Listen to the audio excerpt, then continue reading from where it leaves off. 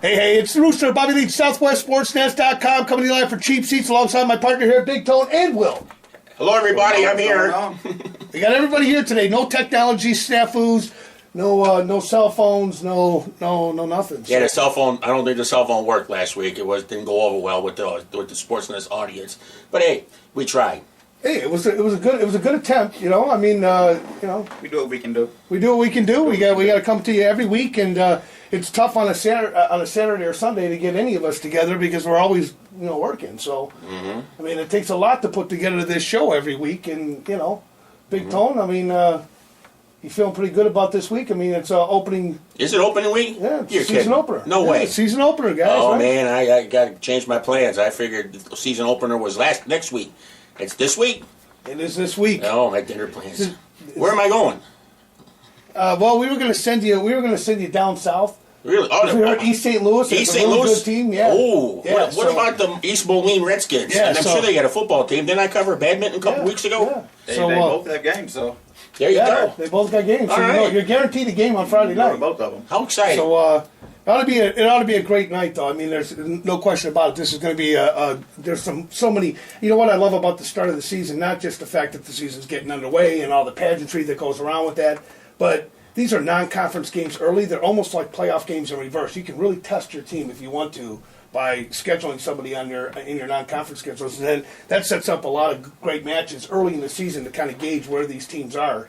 Some teams shy away from that. Other teams run to it. And there are a couple on the schedule this year that are running to it. You think Romeoville's running away from it? Could be, but I don't think so. I mean, Romeoville's got Bolingbrook on their schedule. Yeah. And I think if you're going to schedule somebody and you schedule Bolingbrook, I don't think that's running away. Too much, no. Yeah, I think Romeoville's going to have a tough schedule this year, non-conference wise, but. Let's talk a little bit about the game of the week. What would be your game of the week this week? If there's the JCA Providence matchup, there's Plainfield South Bolingbrook. There's quite a great. Well, I mean, the game of the week, number one's got to be Providence, Joliet Catholic. 2, Minooka Morris. Yeah. 1-2. Yeah, Minooka Morris. I mean, that's going to be a hell of a rivalry too. And they have a rivalry every year. I mean, those kids go at it. That sounds about right. I'd have to go with that order right there. Yeah, I mean, Minooka Morris, looking at that, I mean, you've got a new football coach, but he's not really new. That's not fair to say that he's a new coach. He's the new head coach, but he's been with the program for 9 years. It's not like he's unfamiliar with Morris. And the Redskins, I don't know what it is about the Redskins, but I've watched a couple of games there. They sell season tickets. You realize that? Like the whole town is involved in that rabid program. fan base out there in Morris, I understand. Yeah, I mean, it's rabid. I mean, it's rabid, your kids could have graduated 15 years ago, and you still got a sign in your front yard for Morris football on Friday nights. There's really not a lot to do in Morris on Friday nights other than go to the football game. Well, there's a lot to do in Morris. Is there? Really? Yeah, there's a lot to do. Okay. You can go bowling and and go to Walmart and do whatever. Okay, Yeah, fine. yeah. Hey. We'll let the Morris people handle that when he goes out there. yeah. Big Tone's on his way out there, so I'm going to Minooka. So that's true. He's going to stop short of going to Morris. There's a party in Minooka on Friday night. I'll be there. Yeah, so I don't know. I there's a lot of unanswered questions with Minooka for me personally. I didn't get to see a lot of them in the summer. I know that they've graduated Calvin Hill, who was their go-to, anchor. I mean, he was their anchor, running back and mounted for, I would say, probably upwards of 60% of their total offense last year. But they do have younger Brozovic back, and this would be his third year as a senior. At tight end, and his brother Mitch is now off to college and not the quarterback anymore. But so I think there's going to be an issue with quarterback. And then I also hear Ivol's kid John Ivol left Minooka and went to JCA. So there's a lot of rumors floating around with that program right now. Minooka to JCA, huh? Yeah. So I don't know. Did you get the student discount? Yeah. Well, I think he got the student discount. Yeah. I'm just checking it out. Okay. So I think what do you think? I mean, who do you think's got that game early on? If you were to pick, out of the hat. I mean, because that's essentially what every sports writer, I don't care how many sports writers are out there that are telling you that they know everything. They don't. Trust me, none of us know what's going to happen Friday night. But if you had to guess, I mean, who you got Morris Minooka rivalry game, Minooka at home with a new coach, and something to prove. This is the team Morris has been waiting for, I understand, for a couple years now. They have some D1 talent. I'm going to have to take the Redskins. Tone? Me too. Defense. Defense. Mm-hmm. Well, I think, I'm going to go against the grain here. I'm going to take Manuka only because I think that Manuka knows the kind of non-conference schedule they have. They got to face Providence in week 2. So they're not having any, there's no easy game here for them. And I like Manuka, as far as I don't think they're going to be changing a whole lot. I think they've, their coach is going to keep essentially the system they got in place. They've got some really great defense. And I don't know. I like the home team in rivalry games. I always have. So I'm going to stick with Manuka. Guys, score for Manuka against Morris. I'm going to have to say 28-14 Morris. 28-14 Morris. 2 scores. 2 scores? 28-14? Yeah, 2 touchdowns. Wow. Okay. I got Morris. You got Morris They too. got the players. They got the horses. They got the horses. 21-10. 21-10 Morris? Mm-hmm. Okay, well, I'm going to call it a little bit closer. I'm going to call it real tight. I'm going to call it an extra point game, 21-20. I think the Indians upset Morris in week 1 at home and get their season off to a bang. So let's talk about some of the other. As long as we're talking that South, we could just kind of move on a little bit north and go to the JCA Providence game. Big game. Huge. How big? Really big. No, really, really big. Really, really big? Really, really big. That's a major when those 2 fan bases and schools have no love loss. So, Well, as big as it gets in Will County. What's different for Providence this year, aside from the fact they have a turf football field, which I think plays in the hands of JCA, because anytime JCA can play on turf, I know that they called the St. Louis Rams back in the day the greatest show on turf. Well, I think that distinction could be easily given to JCA this year on offense. I mean, they're just amazing on offense. But they're running up against perhaps the best defense in the area. I mean, pure defense. I think that the Celtics have got the best defense in the area this year. And and they say defense wins championships, but I don't know, man. I mean, after watching them in the state championship game, which wasn't that long, that was the last game they played.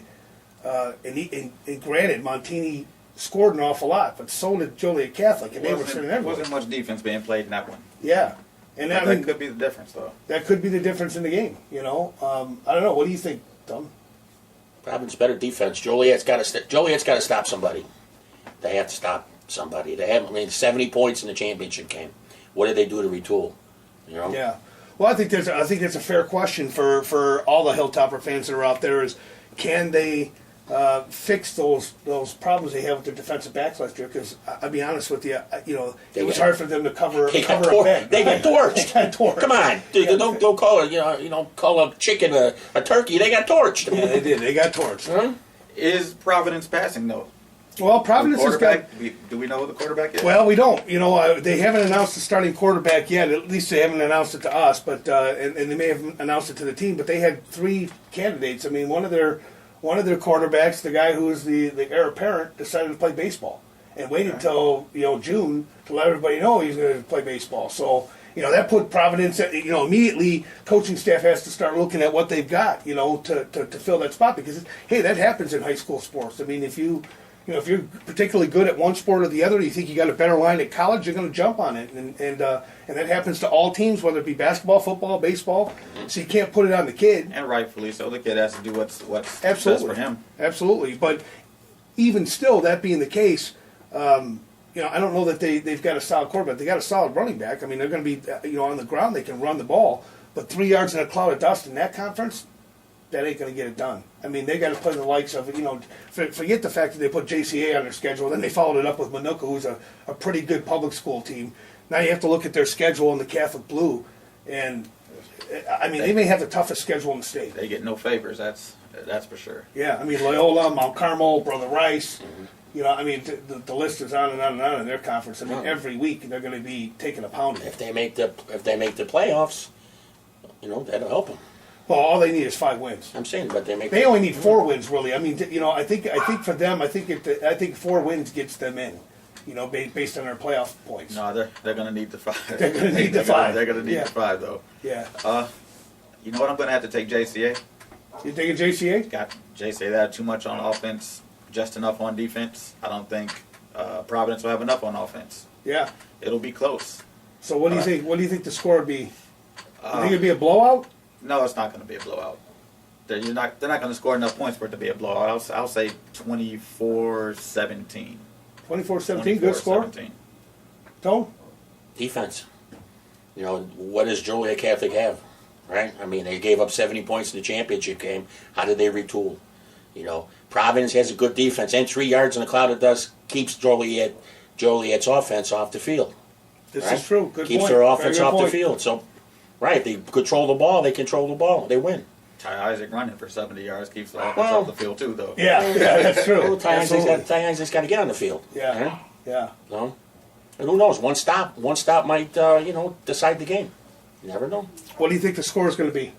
21-20. 21-20, a 1-point game. 1-point game. You didn't say who though. Providence. Okay. Providence is going to win. Providence. Joliet Coach Tone, Big Tone, you're going to. Joliet Catholic's got to stop. Joliet Catholic's got to play some defense for me to get back on the train. Okay, I mean they gave up 70 points in the championship game. 70 points. I love Joliet Catholic. I love Brady Sharp, the coach. But you gave up 70 points. You got to show me something. 70 Okay. points is a lot.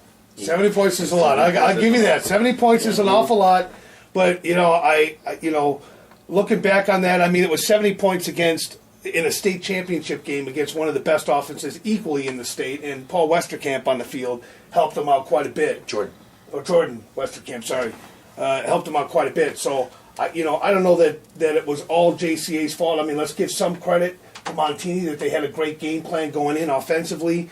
They did a phenomenal job spreading the ball around too. They hit them with a run, right when they were in their dime packages, and they would get back there and try to stop that pass, and they'd hit them with that run and just kill them with big runs. And that started happening about midway through the second quarter. For Montini, they softened up the middle and was able to run the ball. Once they got that balanced attack, it was easy to put 70 points up. It was like you couldn't stop them at that point because they didn't know what they're going to do. They pretty much knew that they could score whenever. JCA, you gotta stop something. Yeah. You gotta stop something. So.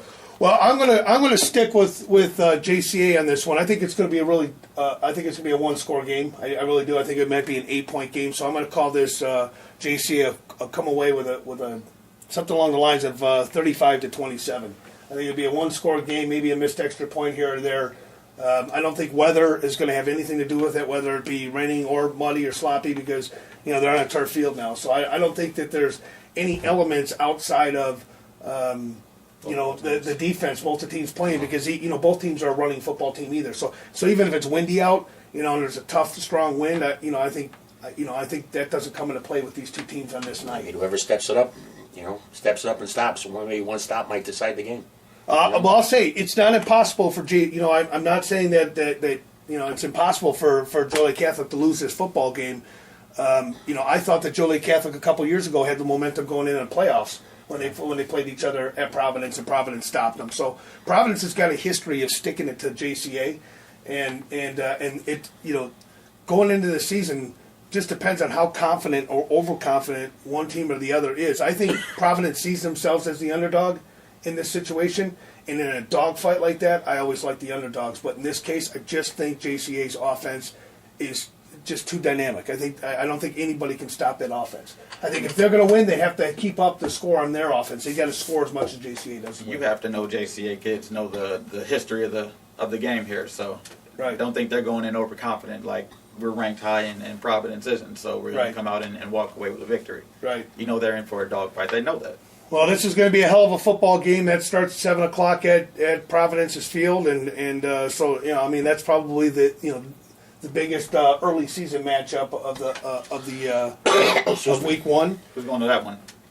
Booster's going to be out there one. I'll be out there, guys. I'll be out there. Yeah. Sign a book. Book signing after at the Joliet Walmart on Black Road. Yeah. Okay. So Whose name's on the website? Yeah. So let's talk about.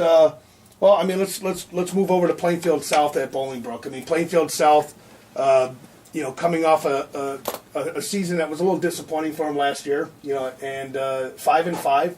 They made it into the playoffs, but they drew one seed Lincoln Way East, and they were ill prepared for that game. They lost 35-7 and got knocked out pretty quick. But remember, they also had an all-stater, and having him gone, Dontrell Wright. With him not in the picture this year, I think South is in trouble. I really do. I think they have a tough schedule. I think they're gonna, I just think they're gonna have some issues on offense this year. I like Ricky Luna. Ricky Luna's their quarterback this year, and he can run the ball. He's tough, but how durable is he? you got Cody Voda backing him up, and he was a sophomore coming up as a junior, so you got an underclassman or something, backing him up, and he's taller, lankier, much more of a pocket passer, kind of quarterback, but Rick, a little bit more of a running option type quarterback. Just want to see what's going to happen after week 2 because they've got a pretty tough schedule themselves, and against Bolingbrook, I don't think anybody's going to take Bolingbrook early on. Well, someone's going to have to step up and try. 2 words: Clifton Garrett. Yeah, Clifton Garrett. I'll give you that. 2 words. That's a game changer on the defensive side of the ball. Yep. And Plainfield South always has sprinters in the building. Well, they do have sprinters They in the have building. sprinters in the building. I don't know how it's going to translate to football. Right. But they got sprinters in the building. So that's always trouble when you have speed and someone that can hit like I've seen Clifton do. Well, I'll tell you what. I saw a highlight reel of Clifton last week, and I'm telling you what, man, that kid's the real deal. There's no question about it. It's no wonder he's being recruited so hard. He may be one of the best linebackers that have come out of this area in 10 years. Yeah, they're saying. I thought Anthony Morrison was pretty good, but Clifton Garrett, and I don't want to downplay Antonio Morrison, but this kid's pretty good. Clifton Garrett is going to go places. Yeah, they say he's one of the best in the Midwest. I've seen the same highlight film, and it's frightening. Yeah, it's frightening. And he's got speed. Yeah. On top of the fact that he can lay the lumber and lay the smack down, this kid's got some speed. He's got range. And so you just can't get the corner on him. He just doesn't give you that corner. And he's strong enough to bring you down even with a hand. I just like his intensity. But can he stop, Aaron Bailey? I don't think so. I honestly don't think so. I'm going to tell you, I just think that, Aaron Bailey, the only thing Aaron Bailey's going to be missing on Friday night is a cape with an S on it. Because honestly, that's how good he is. I just think he's that good. If he didn't have if capes came with a football uniform, he'd have one. and he'd have the first choice, which one he wanted. He's just that good. I just think and he doesn't need a phone booth. As soon as he walks on the field, you see D1 all over him. He stands here and everybody else stands about a notch below him, and it's just the way it is every time he touches the field. He's a tremendous football player, talent, athlete. But when you put that challenge in front of people want to step up and prove something. So I think Plainfield South to be out for proving that they're a program that's to be reckoned with. And if you look, even in the playoffs, they did get beat pretty bad by Lincoln Way East. At least the score indicated, but they competed a little bit in that game. Oh, they did. They did compete. They did compete in that game a little bit. But again, they had an all-state, caliber player on their team. Kind of a do-all everything. In Dontrell Wright. And when you got a kid like that, you can compete but that one kid isn't going to beat a team. And that was the case. Plainfield South against Lincoln Way East. And I know we took a lot of heat from Plainfield South fans when we made that call last year. Yeah, that was the right call. That was the right call. We hit it right on the head. We call. called the game 42-7, and we were off by a score. We just didn't feel like Plainfield South could keep up with them, and I don't know that they've gotten any better. I guess that's my biggest concern with Plainfield South is I don't know that they've gotten better than they were last year when they walked off the field. With talent moving up and, the changes that happen every year on a football team, I don't necessarily think the Plainfield South has got better. So, do I think that they're a 5-5 team this year or a 5-4 team by the end of the regular season? Honestly, I don't. Based on what I've seen, I don't. There's some really good talent there, but Clifton Garrett was a part of that squad last year. And yeah, he's going to get bigger, stronger, faster, but so is everybody else around him. And so are the other teams. So, I don't know. What do you think? What would you call the score? You're going to be. Yeah, you got to give me a score of that game. That's going to be a big game. You're going to be out at that game. You know what I think? I think Plainfield South comes out with some fire in their belly. I think they're ready to play. I'm going to say Bolingbrook 35-21. 35-21. You're giving them a lot of credit. Coming out to play. I think they're going to come out and try to prove to us and the rest of the state that they're ready to play. See, now he's saying, now you're doing that because, now he's going to be out on the field and you don't have to worry about having anything thrown at him or boos coming from the other sideline. I'm teasing. Go ahead. What do you think, Tone? SBC against state champion, defending state champion. Right now we can call them state champion because we can say defending, but they're still the state champions until somebody knocks them off in November. Until November comes around, there's another crown. Bolingbrook is the state champ. Okay. So you're playing the state champion. You're playing the best of the best and in 8A. Do you think that that the Cougars are going to get it done? Sounds like a Trivial Pursuit question you just said. Asked me here. Defense. I mean, Bolingbrook defense was probably the best I seen last year, and all they did was retool. Okay, and like Will said last week, you got the state champions. Everybody wants to come out and play for the state championship. I'm sure they retooled. I'm sure they got extra guys that we don't know nothing about. Okay, I like Aaron Bailey. I mean, I was kind of an Aaron Bailey unsupported at the beginning of last season, but Aaron Bailey, I seen him play. I seen him go that extra yard. I mean, it's Aaron Bailey. And not only is he a good player, he's a good human being too. I mean, you can't beat this guy. I mean, only one time around the end, he's gone. Who's going to catch him? Clifton Garrett, he's going to catch him. He's probably going to be on the other side, worried about the other side. He's not going to be able to catch that guy. Once that guy breaks, he's gone. I think the score is going to be 28-7, Bolingbrook. Yeah, I kind of, I wrestled with this a little bit, and I think, Coach Ivo is one of the best coaches at getting his team prepared early on, and Bolingbrook is used to having big games early. I mean, for years it was down or south, and it was always a big game, big contest early in the year. He's had his guys ready to go and chomping at the bit, and I know that their defense is young. And they're going to make mistakes like any other young defense, but their defense may be young, but that's an excuse. At the end of the day, youth is an excuse. Can you play football or can you not play football? And I got to tell you, the 11 kids that are lining up for Bolingbrook this year on the defensive side can play football. And I don't think that it's fair to compare them to kids that were there last year. I think it's just unfair to say anything about how well they'll do this season until we get mid-season. And I know that they're youth and inexperienced, but even Coach Ivo's told me several times that's a cop out and an excuse. It's an excuse. Youth is an excuse. I don't believe in that, and so I don't think that. And I think they're going to come out and they're going to try to make a statement early. I think it's important that if you're the defending state champions, you want to come out and you don't want to give anybody any hope. This isn't a popularity contest. It's a football game, and I think that Bolingbrook is going to lay it on Plainfield South. I don't think there's going to be any quarter given to South, and I don't think any quarter should be given. I think you need to play out the game, and you need to play it hard, and you need to play everybody. You need to go 4 quarters at it, and you need to know what you got. You may look good in the first half and be up 60-0, and those guys run out of gas in the fourth quarter. You don't want to pull your starters until you absolutely have to. So I don't think starters are going to be pulled out of this game until midway through the fourth quarter because they want that game experience. They want the conditioning. They want to see how they're performing late. So I like Bolingbrook big this time. I'm going to say 49-7. I think Bolingbrook is just going to lay the lick, and they're going to send a message to everybody that we're the alpha. Everybody, we're the alpha, and everybody else is following us. And I think that that's the only message that you can send as a champion. Last season's over, and if you want to do anything this year, you have to start now, and you have to come out with the same intensity that you came out against Loyola back in November. That intensity can't drop off; it's got to increase because now there's a big target on your back, and every single game that you play this year will be the state championship for somebody. For somebody out there, whoever's playing you, that's their state championship game. So there's going to be a big target. I think Bolingbrook's going to win big. I think they'll pass the test easily, and I guess we'll find out when you come back with the tape and get the interviews afterwards and see how they're doing. So we'll be out there, and then let's talk about also another non-conference game that's coming up. Romeoville travels to Hinsdale South, and I tell you, we've followed Romeoville many years. We've both had kids that have been in the program. You've lived in the area a lot of years, and so. What do you think about Romeoville this year? I mean, what do you think? They're in a long drought, a long playoff drought, maybe one of the longest in the area as far as getting to the playoffs.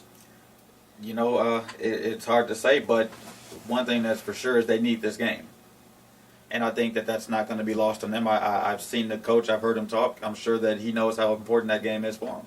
So I think they're going to come out and give it all they've got and try to get one. And Hinsdale South should be a beatable team. Yeah. So, I see Romeoville doing some good things, and hopefully they'll be able to pull one out. Well, a Led Zeppelin song, the song remains the same, comes into my mind. I mean, Hinsdale South much improved, which I hear through the grapevine. They're a much improved team.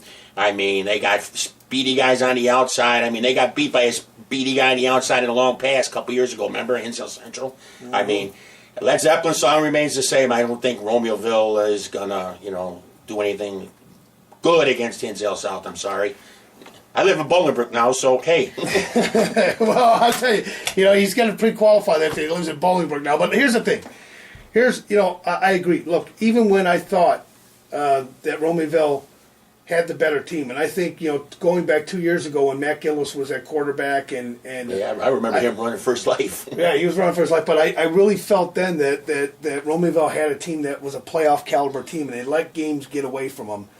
Last year, they lost that game. Last year, they get Hinsdale South at home. This is a team that they should have put away early. They could have put them away, but mistakes. I mean, Romaville muffed a lot of. I think they muffed 3 or 4 punts. I mean, snaps. They snapped them over the head. They muffed a field goal, an extra point. Just uncharacteristic mistakes. I mean, simple stuff. And I know that Coach Coonan was going nuts last year. They should have beat them last year and didn't. There's something about Hinsdale South that's got Romaville's number. They just do. Even when Romaville's got the team, Hinsdale South finds a way to win games against Romaville. And if Romaville's going to be a playoff game and you can't beat Hinsdale South, you're not a playoff team. It's just that simple. If you can't beat Hinsdale South, you're not a playoff team. You're not a playoff caliber team. You have to beat that team. That's the level. You're talking about a team that hasn't seen a ton of success lately. Back in the day, Hinsdale South was a pretty tough program, and I'm sure they're building again. And in high school football, it's very cyclical. You have good years, you have bad years. You have good years, you have bad years, because talent moves in town, talent moves out of town. And maybe Hinsdale South has been in a little bit of a lull. Over the last 4 or 5 years. I think that you're going to see them come back up. But if Romaville doesn't get this win, they're in trouble. However, on the positive side, I disagree. I think that Romaville is going to win this football game for these reasons. I think Caleb Bailey is another kid that's going to go places. He's an intelligent linebacker. They're going to use him a little bit this year on offense. They're going to give him the ball. He can run with the ball. He's got to hang on to it. I mean, that's one thing as like any linebacker. If you're not used to running the ball all the time, you have an essence of carrying the ball like a loaf of bread and you fumble. And I guess he has had a few issues with fumbling. He's going to have to be able to take care of the ball, but he's still a bruising back, and that'd be a nice compliment to Miguel Ford.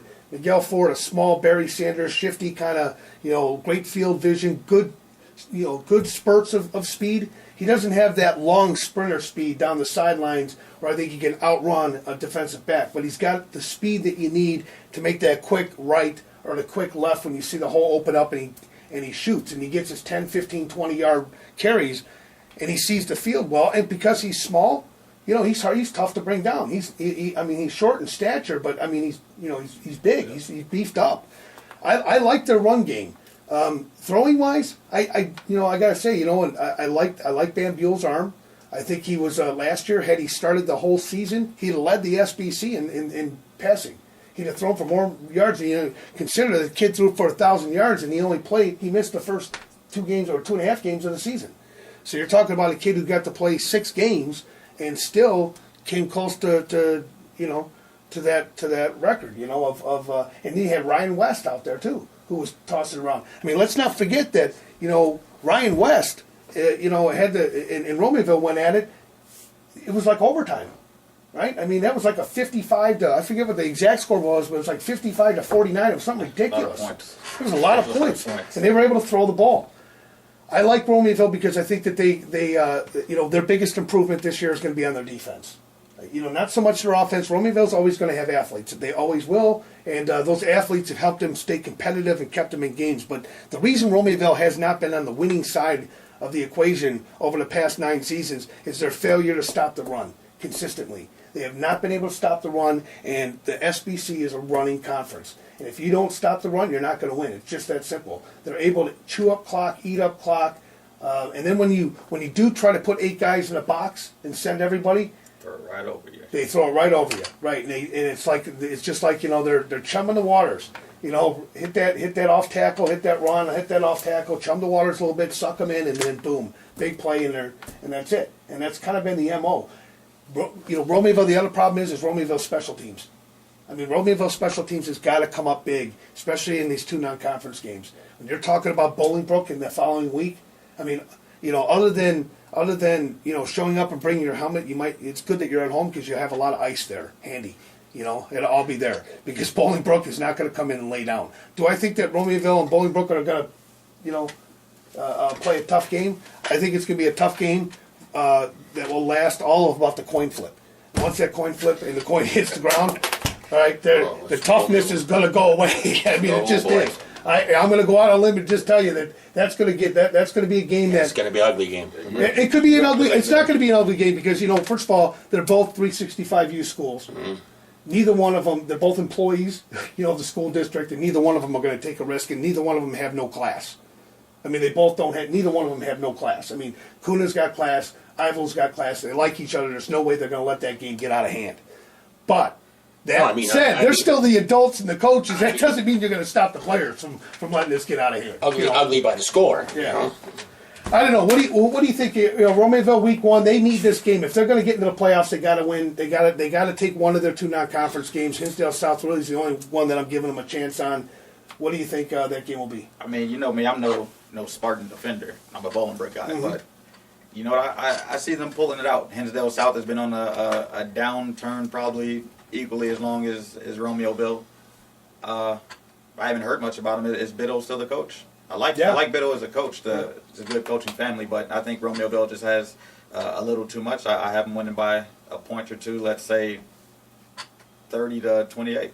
I don't even know how you come up with that, but 30 to 28. 30 to 28. You heard it here first, and trust me, if you've ever watched the Romeoville football game, Hinsdale South football game, it's possible to get 30 to 28. All right, Coach, I don't need a man on the match tape. I don't need the 8 ball. Like I said, Led Zeppelin, so all remains the same. Okay, Romeoville guys out there, I got a question for you. What team is going to show up? What team? I saw you guys play Joliet Central last year. I mean, it was a 2-part game. Remember Saturday, Sunday. Saturday, you guys looked terrible. Sunday, you guys looked like champions. What team is going to show up? Okay? Is Bambule going to have enough time to throw, or is he going to be running for his life? Okay? Is Cody Cole on the defensive line, or the defensive line going to be able to get penetration? Won't know till the game is played. Okay? But we saw a lot of Romeoville games with a lot of mistakes. Okay, if you guys have a mistake-free game, you're going to win. But the saw remains the same, Led Zeppelin. I'm sorry. I know I'm not going to catch some flack for this, but I live in Bolingbrook, and I ain't going to tell you my address. So have a nice day. I think the game is going to be 22-17, Hinsdale South. 22-17. Okay, so 30-28. You're going with Romeoville. You're going with Hinsdale South. I'm gonna. You know what? I can't bring myself to do it. I'm gonna stick with Romeoville here. I like Romeoville's chances. They're playing at Hinsdale South, right? They're playing at Hinsdale South. Oh boy! But they're playing on a turf football field. I don't think that has anything to do with the home field advantage. I just think that Romeoville, if they've got any game circled, it's going to be this one. They know that they need this game. This is there's a little bit of pressure being put on them. If they're going to win a playoff game, they got to win in week 1. It's just that simple. Well, we've been saying the same thing for the last 3 years. Well, I'm going to stick with them. I'm still going to stick with them. I think that they should have won the last 3 years, and I think that barring any mistakes, they've made about every mistake that you can make. Which by the way, guys, I got to be honest with you. I got to where I'm at in life because I've made every single mistake along the way. Every single mistake. I made some stupid mistakes, but I've done okay, and I've got to where I got. And I think that the Spartans are going to be the same way. I think that they've made a lot of mistakes. I think Coach Kuna's gotten better as a head coach. I mean, remember, this is his first head coaching job, and granted, he's going into his 4th season as coach, but he's made all the mistakes along the way, and they've all been against Hinsdale South. So I think that, coaching-wise, I think player-wise, I think personnel-wise, Romeoville's got an edge in almost every category, and going into this game, they're going to have the chip on your shoulder that you need. That's just the extra momentum that you need when you go into the season, and I just don't think they're going to take this game for granted, like they have maybe so in the past. So I like Romeoville, and I like Romeoville kind of big here. I think that once they get the machine rolling, once things start going for them, it's going to open up a floodgate. And so I'm going to go a little bit higher than this. I'm going to call the score 35-14. Romeoville's going to win this game. Actually, you know what? I'm going to call the score 33-13 because I still think that Romeoville has a hard time kicking extra points. If Janney United's metamorphosis into Jake Bambule, maybe. Maybe. All right, well, we'll see. 33-14, Spartans win. Let's move on. We've got, right now, let's talk about Joliet West on Saturday. Joliet West gets the benefit of sitting home.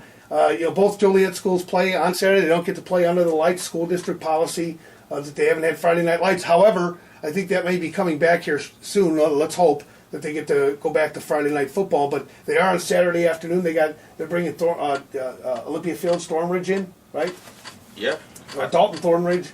So Out there in that south suburban area. Yep. So I mean, what do you think? I mean, what do you I know? gotta go Joliet West. I think they're right on the cusp of, like I said before, of turning the corner. Thornridge is struggling. Yeah. They had a good team probably about 3 or 4 years ago, I think. But other than that, they've been struggling lately. I don't think they have the personnel to match up with a Joliet West. And at this point, you know, they're just not ready to make the moves that Joliet West is. What do you think the score would be, Will? I'll go 40-14. I think it's going to be a pretty decisive victory for West. And that'd be a good thing for West to get out of the gate early. And they need it. They need it. Coach, you've seen Joliet Coach, West an awful lot. Oh yeah, Coach Aubrey, good guy. I mean, offensive line huge offensive line defense. They still have one of the Freeze brothers on the defense. Yeah, I don't know that. I don't know for sure. All right. I mean, if they have one of the Freeze brothers, I mean, their defense is going to be impeccable. Okay. I mean, you know, they made mistakes. Everybody, like you said, everybody makes mistakes, but they know how to correct their mistakes. Okay. Coach Aubrey's a good coach, and I agree with Will. It's going to be a blowout. You know, I tell you, I like Joliet West, and I like Joliet West for a lot of reasons. You know, I think that offensively they're going to be really tough this year to stop. I think the only, last year I thought the same thing. I thought this is going to be a tough team. They were a little bit young last year, but I thought they'd be tough to stop. But it turns out that they stopped themselves quite a bit. I mean, they turned the ball over, like I turn pancakes on a Sunday morning. That's I a mean, lot. and it frustrated the coaching staff. I mean, they had the right game plan. They call the right play. They get the play that they're looking for. They get the big run, and then there's a fumble at the 10-yard line, or a fumble at the goal line, or an interception. They get, the coaching wise, I think Coach Aubrey can see what he needs to do. Calls the right play. They execute the play, but they don't finish it. And I think, and I also think that they're inexperienced in playing with a lead. Once they grab a lead, they don't know how to keep it. I mean, I think they're running. They're running a little bit scared. Once they got that lead, now they're trying to protect it as opposed to keep going and keep playing football. And not being conservative. Once you got the lead, you just got to keep going the way whatever got you there. Keep doing that until the whistle sounds. And you said it in the last segment, they really just have to play with a chip on your shoulder. Yeah. If you watch any team that's successful year after year after year, they all play with a chip on their shoulder, and that's what it is going to come down to. You got to play mean and nasty, and I saw some of that in them last year. And then sometimes when they got ahead, they wouldn't have it. But I think they're about ready. I think they're ready to start winning. I follow them on Facebook. I can see what they're doing. They have a chip on their shoulder. They're ready to turn that corner, and I think that this is going to be the year for them.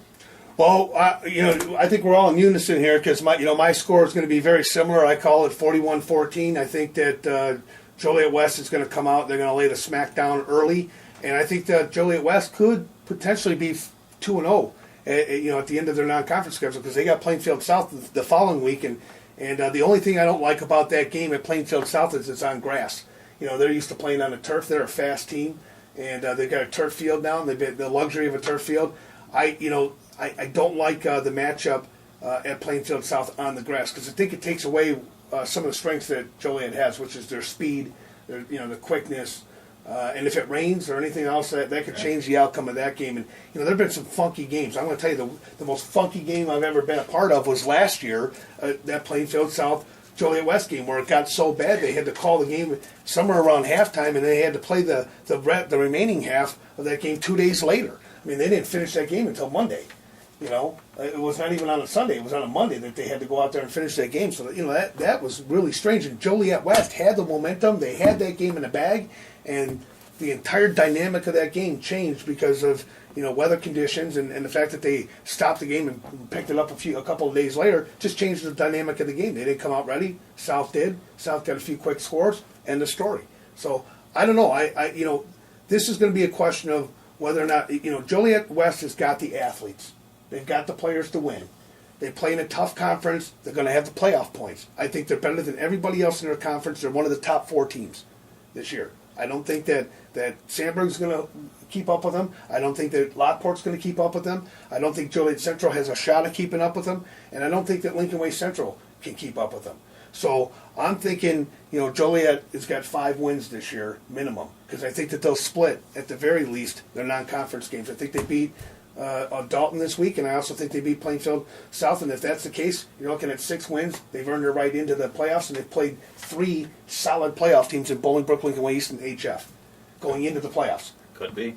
So they could be a real sleeper this season if things go their way and the ball bounces their way for a change instead of getting a freak, a fumble or something else and bouncing the other way. So we all like Joliet West. As long as we're in Joliet, let's stick with Joliet Central. They also play on Saturday. They got Rich Central coming to their field, and boy, I don't know. They're in trouble. I haven't seen much of Rich Central, but until Joliet Central shows something different or more progress, I would have to go with Rich Central. Yeah, I would just have to. Coach. Well, that's just And Coach Maloney's gone. That's just Curry's gone. I mean, that's just the nature of the beast. I mean, and so if Joliet Catholic beats somebody, I mean, you got to go against them. Well, I don't know. I got to be honest with you. I said, before that I always like the underdog. In this case, I don't like the underdog, and the reason I don't like the underdog is the biggest reason is, they lost Carlos Curry. Now, he's a 3-year starter, their quarterback, their go-to guy. He's had everything on his shoulder, and when they started that program, they built it around him, and he transferred to a school in Iowa and moved out of the area, and they lost their coach, who accepted a job up north, and so there's so much, upheaval with that program, and it's so new. I got to be honest with you. I don't like to say this, but I guess there's no other way to put it. I really feel sorry for Joliet Central and the circumstances that they find themselves in right now. I want to see them win. And I got to tell you, I don't like to see any football team, fighting with one hand behind their back. But in this case, I really feel like that's the case. Is that these kids are fighting with one hand behind their back, and it's not. It's just not. It's not fair sometimes. I mean, life isn't fair sometimes, and I don't think it's fair for them to have to.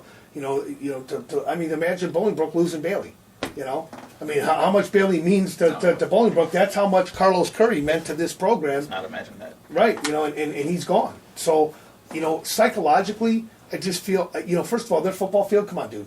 Let's give them props about their Yeah, field. their football field's nice. The football field is sweet, and they got the whole Metro thing going on. Someday, we're going to see a playoff game on that field.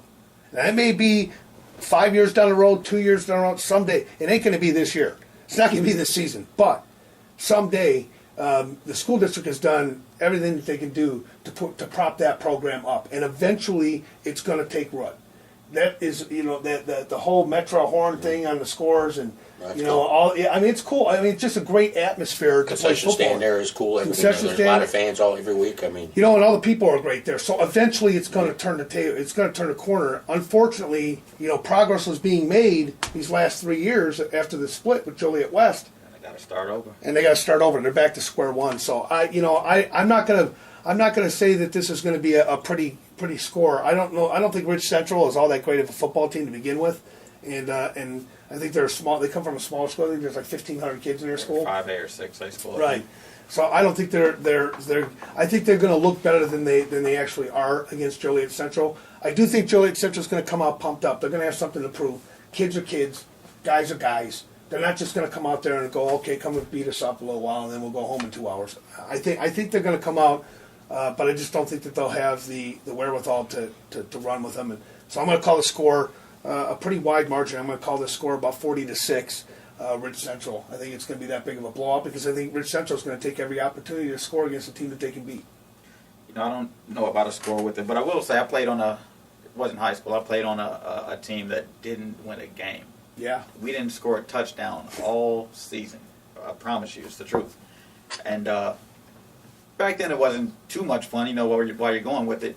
But we found fun things throughout the season to look forward to. The coaches made things. We scored a touchdown, we could shave his head or this, that, and the other. And as I reflect back now, those years were the most fun years of my life. It's probably why I'm still a fan today.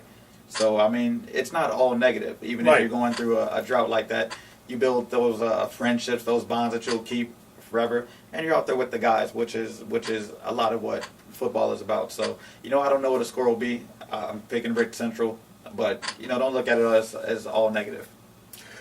Well, let's talk about Plainfield East.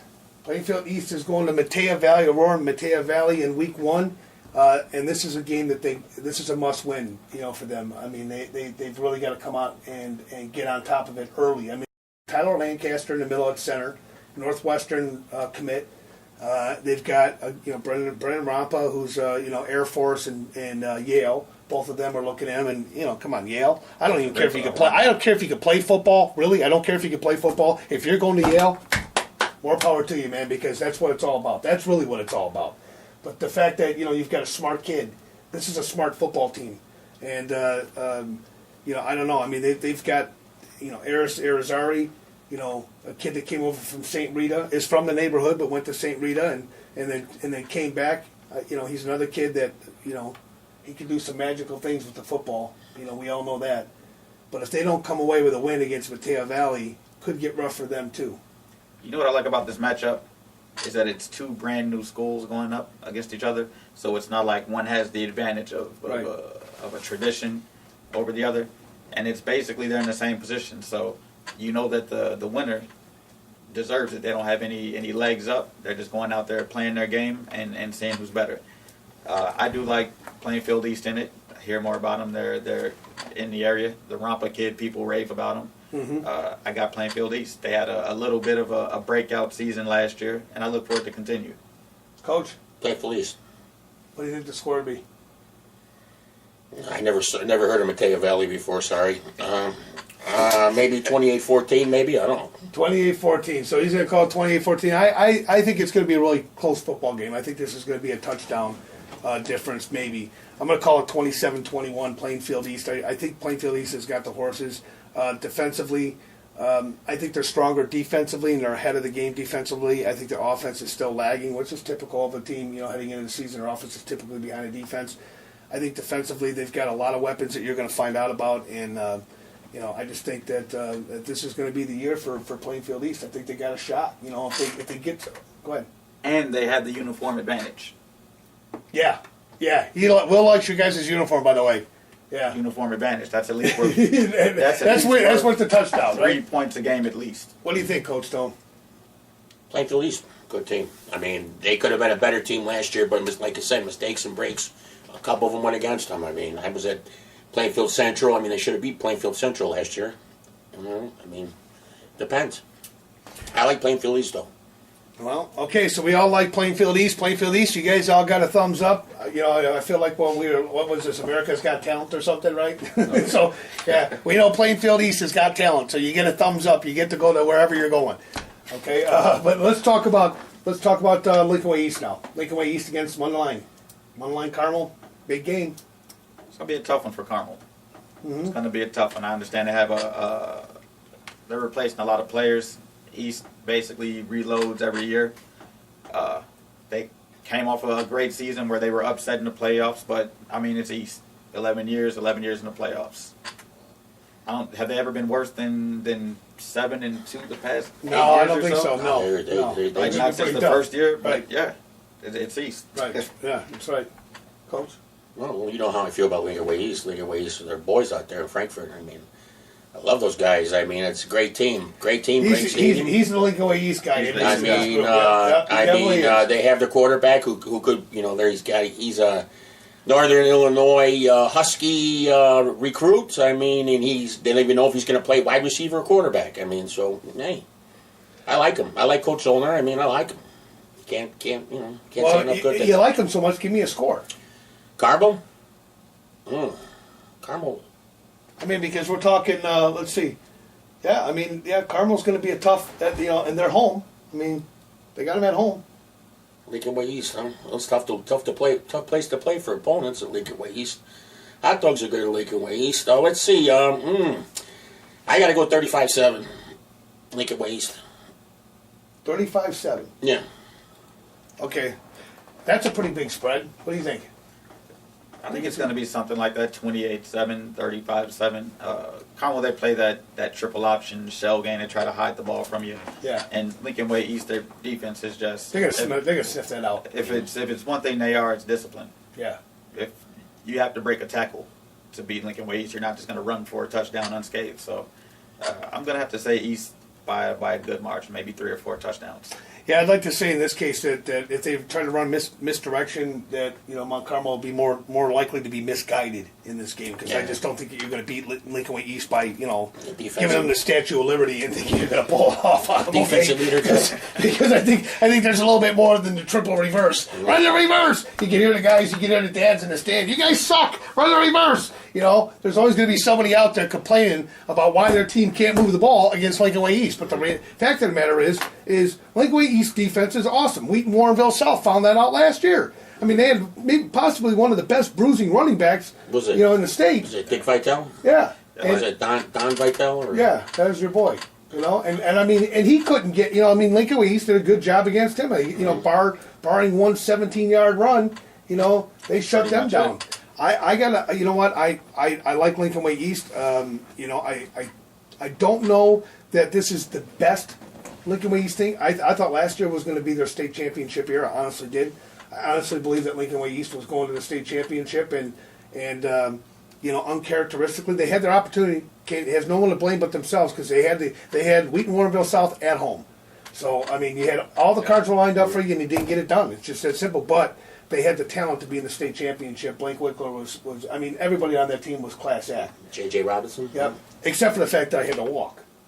Yeah, except for the fact you said, I'm walking 2 miles, boy, they're gonna lose. I didn't want to mention that. Well, but I guess it's a good thing that you have to walk, because there's so many people that want to go to a high school football game and watch a game, and that was obviously that was one of the biggies, the doozies. But I don't know. This year, I think that Lincoln Way East is not going to find the conference, opponents. Obviously, Bolingbrook. This is going to be a tough game against Bolingbrook, and HF. I think those are two teams that are going to give Lincoln Way East a run for the money. Any one of those three could finish on top, legitimately finish on top of the SBC Blue or the South Suburban Blue. So, I think I'm going to take Lincoln Way East. I don't think the score is going to be as big of a spread. I'm going to call it. I still think East is going to get in the end zone at least 7 times. So I'm going to call it 42. 42. No. I'm going to go a little higher than this. I actually think they're going to get in. I don't know. I guess I'm thinking about their passing game and their defense. Yeah, I'm gonna put this up there. I'm gonna go on a limb here. I'm gonna say 49-7. I think this is going to be a close game for the first 5 minutes of the game, and then this is going to be like Moses opening up the Red Sea for the end zone. Now, I got to disagree. Carmel is a program with I know their program that you're supposed to respect. They're supposed to. I know their pride. But I'm saying that their pride's going to get smacked down. I just don't think. I think that Lincoln Way East has got something to prove after last year's collapse. Chip on their shoulder. Again, a chip on their shoulder, being a really good football team, and really. I don't think the score's going to be 49, because 35 Zollner is going to pull his starters and. No. He did that every. I know he does it every year. Every game. Yeah, I don't know. I just think it could be a chippy game. Mm-hmm. I think it could get chippy, because, like you say, that pride's as good a weapon as any to use against the Carmel's team. a program with pride. I think they're going to come out ready to play. They're going to be, they're replacing a lot, but program is a program. Programs live. Tradition doesn't die. So I think Carmel's going to come out to play. I just think he still had too much. Well, I hope I'm right on this one, so that I don't have to take as much crap next week, because I know what's coming. After you guys come back and say 49-7, Rooster. But I don't know. I mean, I guess we'll wait and see whether or not Carmel can pick it up and stop this offense. I think there's a lot of kids out there that had to sit on the bench for a long time and didn't get to play because of the kids in front of them last year. And now they get their chance to shine, and they're going to shine. Yancey's going to have a big year. Yeah, I think it's just going to be a big year for Lincoln Way East. I just do. All right, let's move on. Let's talk about, we've got another, pretty big game for Downers Grove South on Saturday at Elgin. Another Saturday game. But Downers Grove South, it's been rumored, and I haven't been able to confirm this yet, that Coach Belskis this is his last year, his swan song year as coach, and that he's retiring after this year. And if that proves to be true, because I don't want to throw a rumor out there that's not out there, but I have heard that from several sources that this is likely his last year as coach. I got to believe that the Mustangs, they're there to play this year. Mm-hmm. I mean, I think they're going to give them 120% of what they got. You know, I mean, and he deserves it. I mean, he's been a good coach for that program for a lot of years. Tom? I agree. I love. That's another team I love too. You know, Coach Belkis. I mean, but it's going to be hard to replace Josh Williams. You know, he was their go-to back last year. I mean, Simonelli, another guy you're going to have to replace. And I mean, defense though, defensively. I mean, like I said, I saw the Addison Trail down or South game where they both were just smacking the heck out of each Well, other. Danny Leach had a few, smackdowns over there too at corner. I mean, he was laying some lumber. They had, you know, it was deceiving because they had a good tight end. They, you know, he was big and everything. He ended up going to Notre Dame, but not to be a tight end, to be a long snapper. You know, of all things. And I mean, hey, if you can get to Notre Dame and you're the long snapper, that's great, man. That's I mean, you know, that's Scott getting Daly, right? Yeah. Scott Daly. Yeah. So I mean, you're talking. Look, they've always had talent. And, you know, there was a little chippiness, I think, from the coach last year who, you know, there were some sports writers that were saying, well, yeah, they always got talent, but they play in a cheesy. Yeah, he was upset. He was upset towards the end of the year. Towards the end of the year about the kind of press he was getting, and saying, "Hey, our kids work hard, and it is what it is. We're playing the teams that they put in front of us. That's that we got to play who they put in front of us." But you know, I guess after Addison Trail beat them, and you know they were going to go perfect last game. Addison Trail beat them. They came back against Naperville North. Yeah, They came out and proved it, like Big Tom said, and then they put the smack on Brother Rice. Yeah, from a Catholic Blue League that everybody says that they can't compete right. with. And they're in the Catholic, right? And they beat them down worse than anybody in their conference. And then we don't want to talk about Bolingbrook. You know.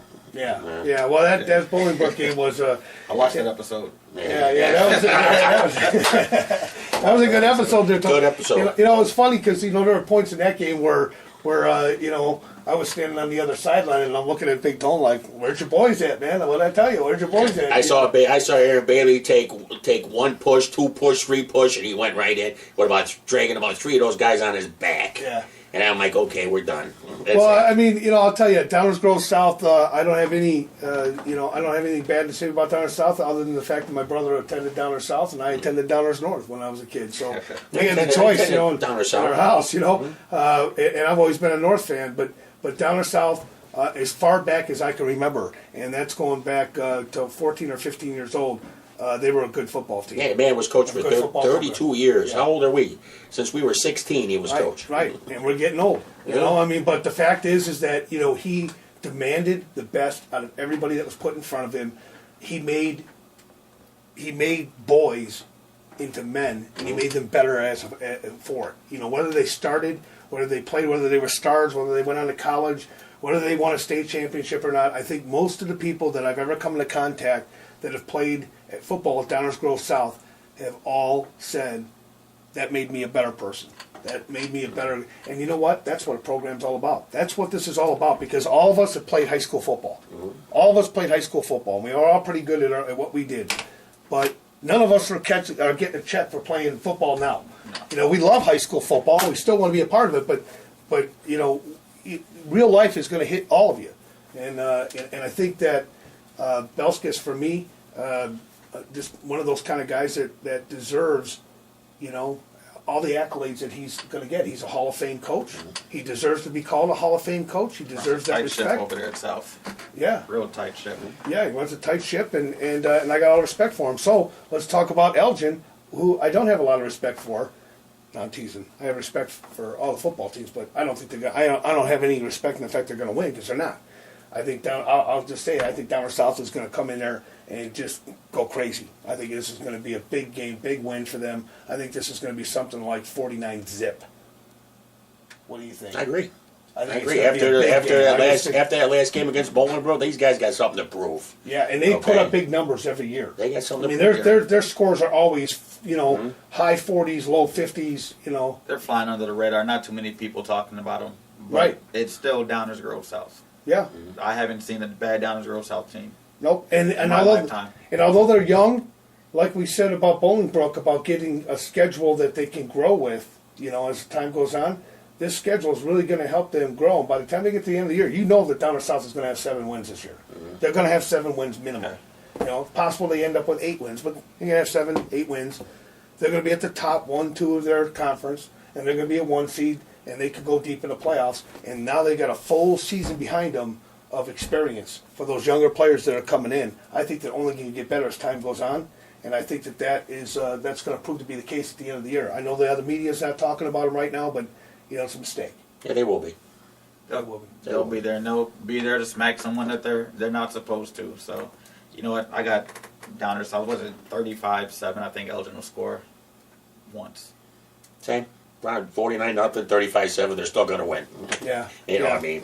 No matter. All right, well, let's talk about Downers Grove North and Lockport. Lockport traveling to Downers Grove North on Friday night, and North's got a nice turf football field too, and Downers Grove North is one of those teams that it's a seesaw kind of thing. They have lulls and they have peaks and valleys, and that's the way it's been for North in their triple option for years. But what have you heard about Downers North? Do they have any Edwards kids coming back? Yeah. No, I'm just joking. Yeah. I mean, they've been struggling lately. You have to think they're going to right the ship, though. Eventually, it has to be righted. There's too much out there for them not to. So perhaps this will be the year. We'll see. Coach? Downers North? Downers North Lockport. I like Lockport. Why do you like Lockport? I like Lockport because they're Lockport. Because they have a good coaching staff. Because they have a great defense. They're going to come to play. Plus, they're another team they got a chip on their shoulder. Well, I love Lockport. I love Lockport's coaching staff. I love Downers Grove North because I'm an alum, and I'm going to always take the Trojans, so I don't care. I love you guys at Lockport. I think you guys are a great football program, and there's a lot of kids. Keegan Anspatch over there used to play for me, and he's a big dude, and I'll just give a quick shout-out to Keegan. He's going to have a big season this year, but that being the case, as much as I like Lockport, I'm sticking with my boys, man. I'm gonna say Downers North wins this football game. I think it's gonna be a close game. I think they always play each other close. I think it'll be somewhere along the lines. Downers North wins 27-21. I didn't know we were making picks. I'm a Mustang.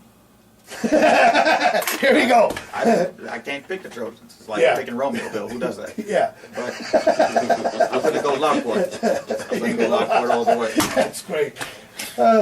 So you're gonna take Lockport, I'm gonna okay? go Lockport. All right. Well, I'm an ex-Mustang too, and I can't pick against Downers North. So I'm going Lockport too.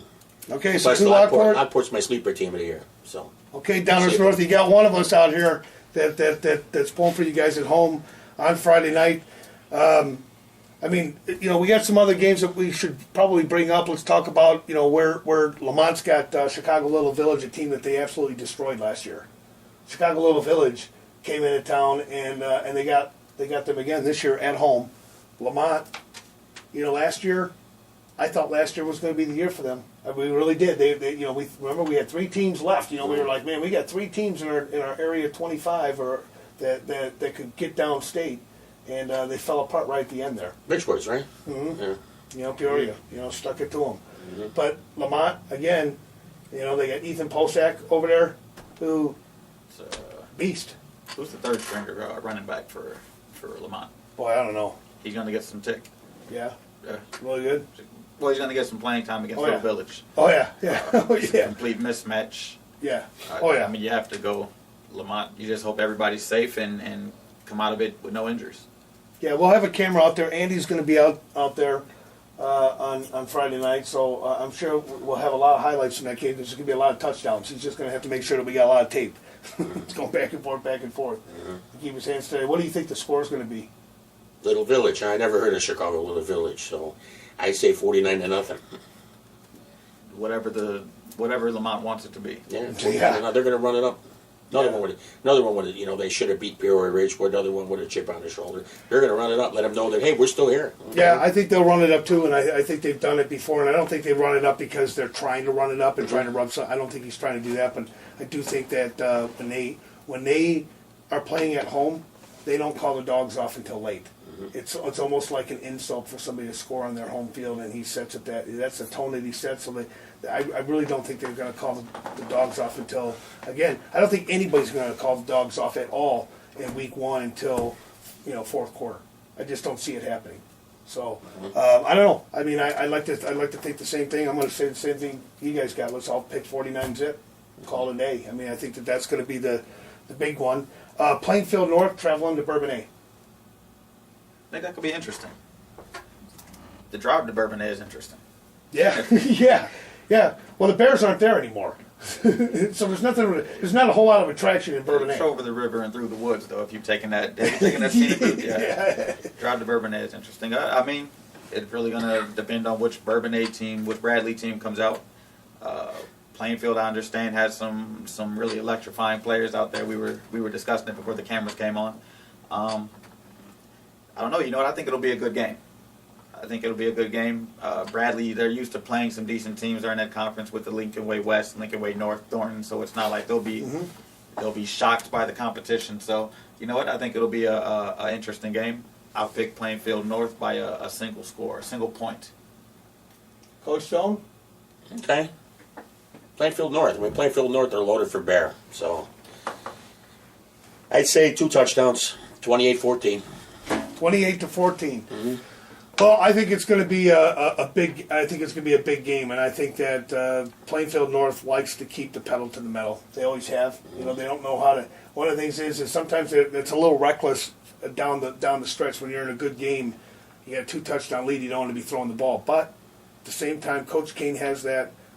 His thought process is, I'm not going to change anything differently. We're going to keep playing the football all the way until we run to the finish line. He's one of those that just don't like to slow up before the finish line. He just wants to run through. Now, that's a dangerous way to do because, you know, if you're throwing the ball in the fourth quarter with a 2 touchdown lead, and that's happened to him against, you know, teams like Romeoville a couple of years ago, 2 touchdown lead and ended up losing that football game to Romeoville because they were throwing the ball. So it can happen. Turnovers happen. But you know what? You can turn the ball over running the ball too. You know, so I don't know. I got to see Plainfield North on Friday night in the red-white game. I was very impressed. 19 returning starters on this football team. 19 starters. You know, so you've got 2 starting positions on that team that were open heading into summer camp. And as I understand it, there are some juniors that have stepped in and actually booted some of those starters off the team. And like the coach said to me after the game, after a scrimmage game, he said, "Hey, look, man, we were a 4-5 team last year. So those 19 starting positions weren't really necessarily available. We didn't win a state championship. Heck, we didn't even get into the playoffs. So just because you were a starter on a 4-5 team last year doesn't mean a whole lot to his coaching staff, and he let everybody know that, and every position was available. So people are starting to settle in. I also like a kid named Brett Fox over there. He's a defensive tackle that they've had he's been a starter for 3 years. As a sophomore, he started. And they got him off the line and moved him to linebacker. He slimmed down a little bit, got a little bit more size and more muscle, and put him out an inside linebacker spot. Great run stopper, and somebody that's flying way under the radar. His grade point average is almost a 5.0. He's a weighted grade, and he's got tremendous size and range, and he's a 3-year starter on defense that people don't know a whole lot about. So he's another one where I think colleges are going to come knocking on the door. You know, I like their their offensive tackles. I mean, they got a huge offensive line. I mean, they're solid all the way around, and they got a little bit of a swagger to them this year. So all those things considered, I think Plainfield North is the class of the SBC this season. I think they'll prove that going down to Bourbonnais, and I think it won't even be close. I think Bourbonnais is going to run into a buzz. So I think this is good. SBC schools typically haven't been big scoring type programs. But I still think it's going to be something along the lines of 41-0. I just think their defense is that good that you're just not going to. I mean, their defensive backs are great. And by the way, everyone at home, they lost one game, one 7-on-7 game. And you say, well, what does 7s-on-7s really mean? Which largely they don't mean anything, but they mean something for if you're a Plainfield North coach.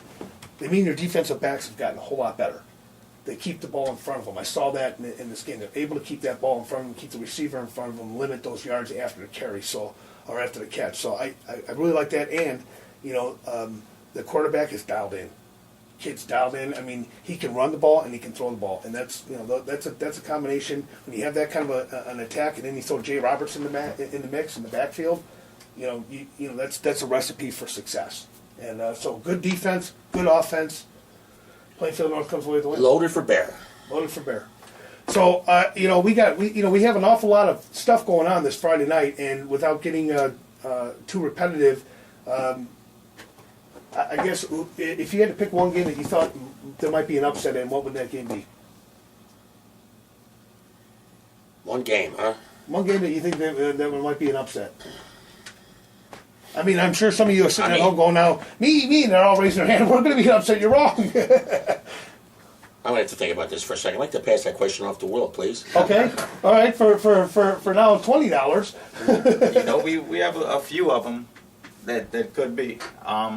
Like I said earlier, I think that Carmelo Underline team is a great program. They're not used to losing, so it's not like they're going to come out and lay down. And we saw that Lincoln Way East is susceptible to being upset. Yeah, So, I mean, if there is an upset out there, it might be that one right there. I'm going to go with Providence. I think Providence has a shot at beating JCA. I really do. I think that Providence. I don't know how good Providence's offense is going to be, and I don't know how great their defense really is until they get on the field and start laying the lumber. But I think that Joliet Catholic could. I don't think they're going to overlook Providence by any stretch, but I think they could be a little bit intimidated by Providence this time around. Is that an upset? Is I, the Bears beating the Packers an upset? yeah, that's an upset certain years, I guess. But They'd be upset to lose to the I Bears. don't think so far I don't think anybody has really got Providence on their radar right now preseason. I think the JCA is pretty high up there and probably ranks in the top 10 of most of the polls that are out there. And I don't think Providence has gotten a lot of love from that, but I think Providence is much better than what people are giving them credit for. And I got to tell you, I mean, I'm a JCA fan. I love JCA. I just love good football, and I think they put it out every year. But I also love the underdog, and I kind of think that this could be a big upset. Okay, I'm ready for my answer, sir. Okay, what's your answer? I like Joliet Central. You like Joliet Central? I like Joliet Central. I got to hear this one. I like Joliet Central for the upset. Like you say, last year they played with 12 to 14 sophomores. I mean, these guys are growing with the program. Rich Central's really not a good team.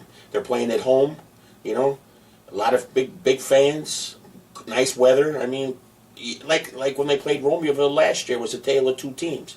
Joliet Central put the smack on them on Saturday. Remember, I was at that. You're right. I was at that Joliet Central game when you were at Plainfield South. And the next day, then they went that way. Yep. And they decided to play at Lincoln Way East instead of Joliet Central. Right.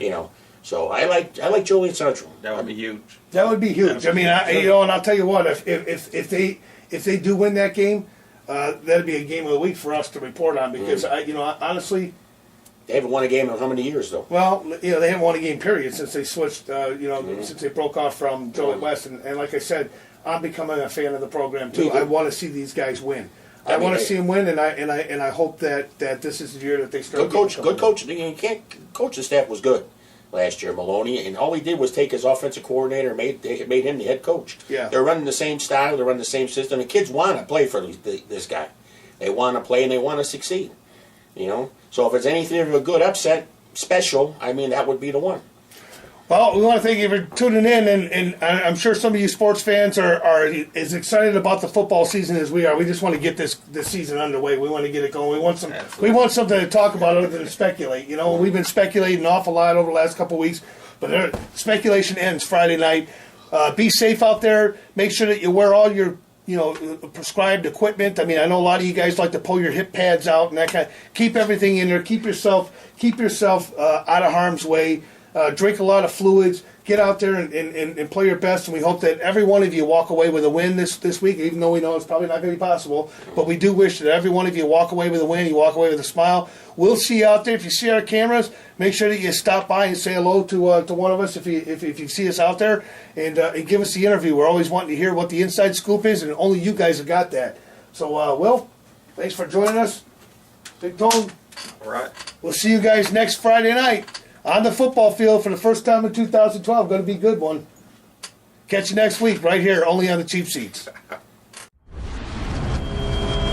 It's been a production of SouthwestSportsNest.com, home of the playmakers and game changers. Remember, do your best.